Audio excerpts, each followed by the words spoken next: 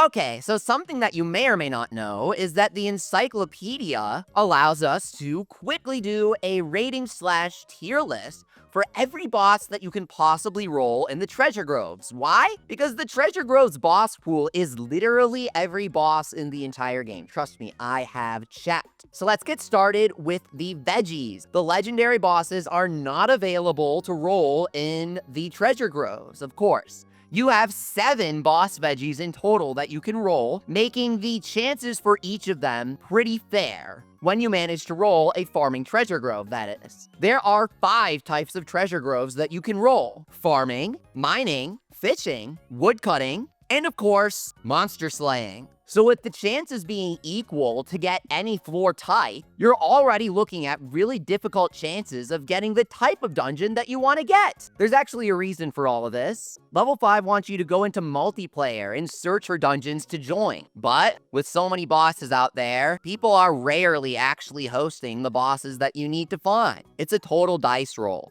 just like the actual planting of your own treasure grove. So you gotta be looking out for yourself when rolling and planting your own treasure groves, so you don't accidentally replant something that you're gonna be regretting missing out on.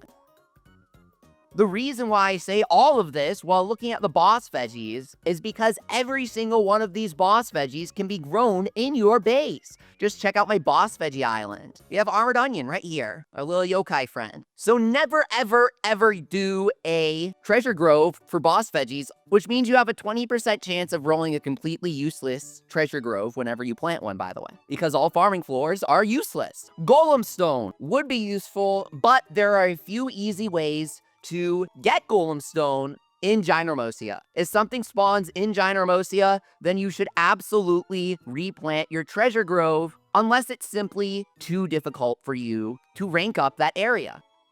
Heart of Darkness. This is the first notable boss that we come across, and I've thought about this video for a long time, so I know for sure that Heart of Darkness is in my top 5 always do these treasure groves list. Heart of Darkness is an exclusive gemstone boss that you can only find at the bottom of a treasure grove on the 10th floor. Additionally, out of every mining boss that can spawn in a treasure grove, and there are 10 of them, the Heart of Darkness is the only one that is actually exclusive to the treasure groves themselves. All other boss rocks can be found in other places. For example, Dragon's Claw spawns in B3 of the Depths, and it spawns in Gynormosia. It's a beautiful, amazing-looking new boss rock with some fantastic essential materials. But once you get far enough in the game, get to Chapter 7, and you'll have easy access to this Dragon's Claw in Depths B3. Graphite Deposit is in the same exact location. Replant your treasure grove if you get one of these, unless you don't want to proceed in the story. It also spawns in Gynormosia, so always replant this one. Giant Ancient Fossil, extremely accessible, not just in B3 of the Depths, but also as a part of a randomly appearing area event in the very first Gynormosia area you unlock in the tutorial, that desert. It's so easy to find these guys. Earth Star Crystal, Water Star Crystal, Wind Star Crystal, and Fire Star Crystal are of course not worth doing in treasure groves because they're ported over from the 3DS games. They're just the star crystals, guys. You can find these super easily on each of the islands in the past, so always replant your treasure groves for these. And that covers every single mining boss. If you thought that was a lot, I have crazy news for you. There's an insane number of boss fish out there. First off is the high flying fish. Not only is he super cool looking, he's also definitely exclusive to the treasure groves. So until you have a few of these guys and his fluffy cloud scales in your inventory, do not replant your high flying fish treasure groves. This guy is completely exclusive. Rainbow flying fish can be easily found on Swolean Island. Just go through the first floor of the Cave of Trials and you pop out right where he is. Great Lucky Bream. You do want to make sure you have a couple of this guy's materials in your inventory for life quest crafting. And of course, you want to make sure you defeat this guy locally on your own game in single player so he gets added to your medallion. Outside of that, not very useful. I wouldn't suggest doing it. On the other hand, Poseidon Swordfish. feels insanely rare. I'm pretty sure every boss has an equal rate of appearing, but just my opinion, I always regret replanting when I have a Poseidon swordfish because I keep needing this guy's fins for a lot of different endgame crafts. Plus, he's so cool. Come on, he kind of looks like a SpongeBob boss. Golden swordfish, both from the 3DS game and very easy to find and fish up. Beelzebub Tuna, a brand new boss, super cool looking, and exclusive to the treasure groves. You need this guy's materials, particularly the Devil's Fin, for so many different endgame crafts, as well as consumables, so make sure you do full drop rate upset when fighting this guy so you get 2 of his fins. Erupt Tuna now, here's the thing, as cool as he is, I never actually seen him as a boss for treasure groves. He's like the only boss that I've never seen appear as a treasure grove spawn. He really seems to be exclusive to Gynermosia, though I could just be unlucky. He's super difficult to fish up in Gynermosia. I don't think you really need him for anything, but he is used for some very good dishes, very useful ones. Let me know in the comments if you've ever had this guy as a boss, because I just don't think that he appears in treasure groves. Now, cold water tuna, maybe it's just not worth doing because it's so easy to find in Yo-Ho-Ho Cavern. I think I've seen crystalline bass and bass of darkness appear. Again, not worth doing because they're so accessible through the main story. Just get to chapter 7 and you can access any of these guys I'm telling you to not do the treasure groves for. Deep sea lordfish, easily accessible. Same with the blue scale lordfish. Plains lordfish, forest lordfish, and cherry lordfish. More fish that are extremely easy to access in normal areas of the game. However, the godfish, which is included in the lordfish platter, is exclusive to treasure groves and does feel quite rare to me. That is to say, I always regret replanting this guy. He is used for the most powerful crafting gathering dish in the entire game, and I do believe you need him to create the Lordfish print to rank up to hero for artist as well, so you'll need a few of these guys. Make sure to add him to your encyclopedia and get plenty of the ingredients for this Treasure Grove exclusive boss. Now, coming up on the trees here, we have Giant's Tree, which I did originally think was exclusive to Treasure Groves, but it turns out you can get Giant's Tree access by ranking up your Drake's Eye Valley area to rank 5 in Gynermosia. The Giant's Tree there is level 90, extremely difficult to chop. But there is an easier one in Depths B3, just like Dragon's Claw, so this one's an always replant, unless you want the early game power spike from a Giant Stick.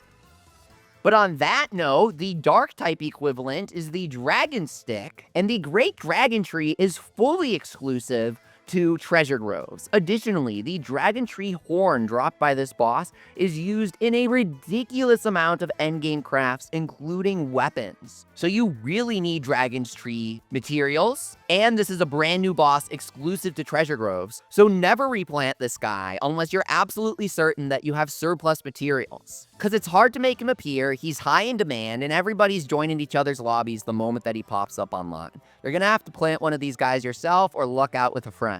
Reckless Cherry Tree can appear in the treasure groves, and it's worthless because it's the easiest boss tree in the entire game. It's right at Faraway Island. Earth Angel Tree, Water Angel Tree, Wind Angel Tree, and Fire Angel Tree, all iconic 3DS tree bosses that you can easily find around the past islands. Now, on to boss monsters. Guardian Golem is not available in treasure groves yet, but he's being fought in official key art they released to promote treasure groves. So in my opinion, there is an update that is being worked on that will release soon where he'll be available. In that case, he probably has unique drops. So he would be one that you wouldn't want to reroll for because there's only one of him in the game so far. He does not respawn and he does not drop unique drops. Guardian Hagram is in the same category. He's not available in treasure groves yet to my knowledge, but once he is, he'll have unique drops. Now, Prairie Dragon, extremely easy to find in Faraway Islands Forest. Nap Dragon in multiple locations. Tunico Quetzal, super easy to find in the early game area. And Big Beak actually does spawn in Gynermosia.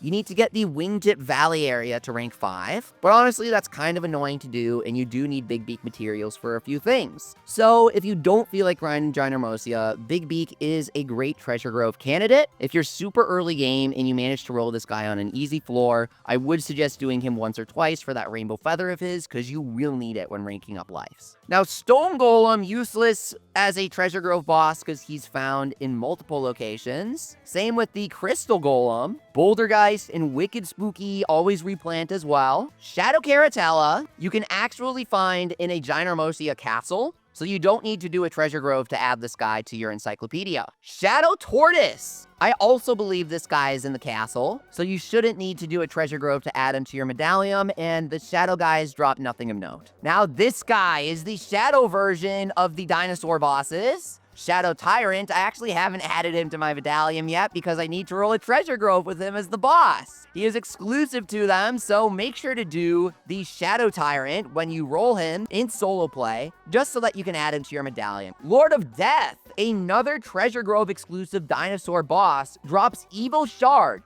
which is used for so many different endgame crafts, including a very cool costume. You need a lot of evil shards, especially if you want to make consumable berserk potions for plus 50% attack. Always do this guy if he's on an easy roll, because you will be needing his materials later on. And of course, make sure to add him to your encyclopedia, because he's truly exclusive. Moachosaurus has multiple spawns, Lord of Curses has multiple spawns. Lord of Death and Shadow Tyrant are the dinos you want. Shadow Behemoth, not exclusive to treasure groves, he is in the Gynormosia castle. Great Chimera has some amazing meat drops, but he's easily found on a 5-minute timer in B3 of the depths. However, Crystal Behemoth, you need that monster crystal he drops for a few different rank up quests and just general endgame crafts. He is exclusive to the treasure groves and very annoying to seek out because you really just want him for that monster crystal drop, so make sure to get in some Crystal Behemoths when you can. Blizzbear, he's found in the depths. For Pyropanther, Moltano Waste is annoying to level up, but he's not truly exclusive. He can spawn in treasure groves. Almost every gold crown boss does, though. Goldmere can, for example, but he's level 25 and easily found in Lullov Forest on Faraway Island. Meanwhile, King Wooly, you do need his fleece for a lot of different things, and I do mean a lot. It's not just once or twice. So instead of wasting your time grinding treasure groves for him, just rank up one of the easiest to rank up areas in the game, that West Great Gut Plains, and get the King Wooly to spawn at rank 5. Way better solution. And that's gonna do it for our tier list of every single Gold Crown boss in the entire Fantasy Life I base game. Which ones are you replanting, and which ones do you need to roll the most? For this quick treasure grove guide on which bosses actually have important materials and which ones you can just ignore because they're a waste of time. I've been working super hard over the past month to put together comprehensive video coverage on everything. So if any of these videos or playlists are helping you out, don't forget to subscribe and leave a like on these videos. Join our level 5 Discord and live streams to play with us. And as always, with love and peace, thanks for watching.